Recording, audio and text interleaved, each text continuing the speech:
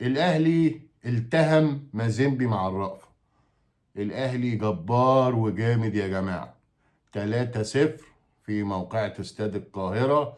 مازيمبي ما كانش ملاحق من محمد عبد المنعم، من وسام، من اكرم، ده غير الكور اللي ضاعت. زي ما توقعنا هنا الاهلي في نهائي كاس افريقيا للمره الخامسه على التوالي.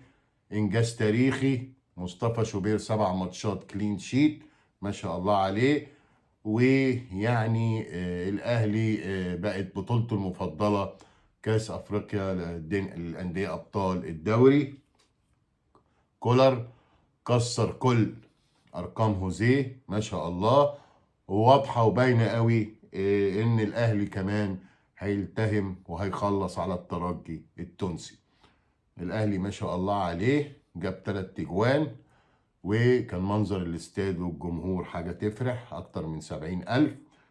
وحتى لو مازيمبي كان جاله جون واتلغى، الاهلي برضو رد ب3 اجوان. يعني مفيش اي يعني كلمة نقدر نقولها الا مبروك للاهلي. يعني بابا اللعبة في افريقيا على رأي ابراهيم فايق. واتوقع ان هو ياخد البطولة بسهولة، وبقت بطولته المفضلة. مبروك لجمهور الاهلي العظيم. دي تحية من زملكاوي بيقدر وبيعز جمهور الاهلي والنادي الاهلي.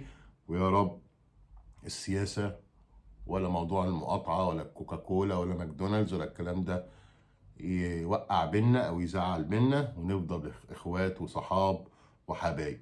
الف مبروك للنادي الاهلي، وبنسبة 99% البطولة اهلاوية.